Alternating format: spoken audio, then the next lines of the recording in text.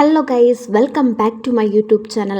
അപ്പോൾ എല്ലാവരും ഓണമൊക്കെ സന്തോഷമായിട്ട് ആഘോഷിച്ചു എന്ന് വിശ്വസിക്കുന്നു.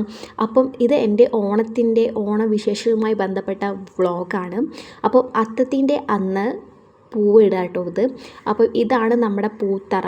ഇത് വളരെ ഇൻസ്റ്റൻ്റായിട്ട് അച്ഛൻ ഉണ്ടാക്കി തന്നൊരു പൂത്തറയാണ്. നമ്മൾ ട്രഡീഷണൽ ആയിട്ടുള്ള മെത്തേഡ്സ് ഒന്നും ഈ പൂത്തറ ഉണ്ടാക്കാൻ വേണ്ടിയിട്ട് ഫോളോ ചെയ്തിട്ടില്ല. സിമൻറ്റ് കൊണ്ടാണ് ഈ ഒരു പൂത്തറ ഉണ്ടാക്കിയത്. അപ്പോൾ അത്തത്തിന് ഇട്ട പൂക്കളം ഇതായിരുന്നു. നമ്മൾ റൗണ്ട് ഷേപ്പിലാണ് ഇത് ഇട്ടിട്ടുള്ളത്. വളരെ കളർഫുള്ളായിട്ടുള്ള പൂക്കളായിരുന്നു ഇത് എന്ന് എനിക്ക് പേഴ്സണലി തോന്നി.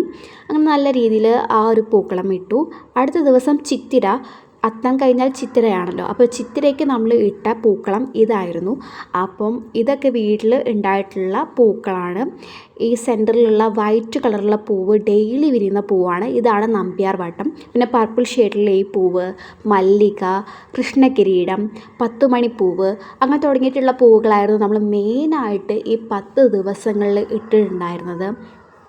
പിന്നെ ഇതിൽ കാണുന്ന ഒരു പച്ച കളറ് അത് തരം ഇലയാണ്. ഓണപ്പച്ച എന്ന പേരിലാണ് ഇത് അറിയപ്പെടുന്നത്. ഈ ചോതി ദിനത്തിൽ ഈ ഒരു പൂക്കളമായിരുന്നു ഇട്ടിട്ടുണ്ടായിരുന്നത്. നമ്മളെല്ലാ പൂക്കളത്തിൻ്റെയും വീഡിയോസ് ഇതിൽ ആഡാക്കിയിട്ടില്ല. ഇതും ഒരു തരം ചീരയാണ്. ഇതും പൂക്കളം തീർക്കാൻ ഉപയോഗിക്കാറുണ്ട്. പിന്നെ പിള്ളേരൊക്കെ വീട്ടിൽ പൂവിടുമ്പോൾ വരാറുണ്ട്. അവർക്ക് പൂവിടാൻ വളരെ ഇഷ്ടമാണ്. അപ്പോൾ ഇങ്ങനെ അവരെന്തൊക്കെയോ സംസാരിച്ച് പൂവിട്ടുകൊണ്ടിരിക്കുകയാണ്. പിന്നെ അജു, ആവണി, തമ്പുരു, കിങ്ങിണി, പാറു, നിച്ചു ബേബി ഇവരൊക്കെ ആയിരുന്നു നമ്മുടെ കൂടെ പൂവിടാൻ വേണ്ടിയിട്ട് കൂടിയിട്ടുണ്ടായിരുന്നത്. അപ്പോൾ നല്ല രസമായിരുന്നു എല്ലാവരും വന്നപ്പോൾ. ഇതാണ് ആ പൂക്കളത്തിൻ്റെ ഫൈനൽ ലുക്ക്. എല്ലാം റൗണ്ട് ഷേപ്പിലാണ് ഏകദേശം ഇട്ടിട്ടുണ്ടായിരുന്നത്. പിന്നെ ഓണത്തിന് ഡ്രസ്സിന് മെറ്റീരിയൽ എടുക്കാൻ വേണ്ടിയിട്ട് പരാഗ് ഫാഷൻ കൊണ്ടോട്ടിയിൽ പോയി. ഇവിടെ എല്ലാ മെറ്റീരിയൽസും അവൈലബിൾ ആണ്.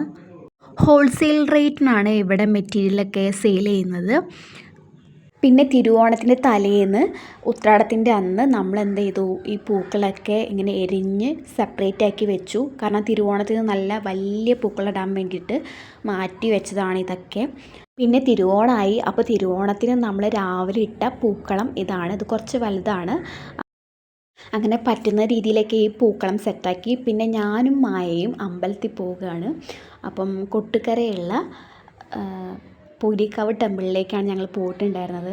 അങ്ങനെ ടെമ്പിളിലെത്തി തൊഴുതു. ഇതാണ് അമ്പലത്തിലെ കുളം. നല്ല ഒരു പീസ്ഫുൾ അറ്റ്മോസ്ഫിയറാണ് ഈ ഒരു അമ്പലത്തിൽ വന്നാൽ. എല്ലാ അമ്പലത്തിലും വന്നാലും അങ്ങനെ തന്നെ ആയിരിക്കും. അമ്പലത്തിലിട്ട പൂക്കളം ഇതായിരുന്നു. പിന്നെ വീട്ടിലെത്തി അങ്ങനെ ഉച്ചയ്ക്ക് സദ്യ കഴിച്ചു, പായസം കുടിച്ചു. പിന്നെ അമ്മായി മാമനും വന്നു. അപ്പോൾ അമ്മായി മാമനോട് ഞാൻ ഹാപ്പി ഓണം എന്ന് പറയാണ്. പിന്നെ നെയ്ച്ചോറുണ്ടാക്കി. അപ്പം അത്രയ്ക്കുള്ളൂ ഗൈസ്. Okay, by.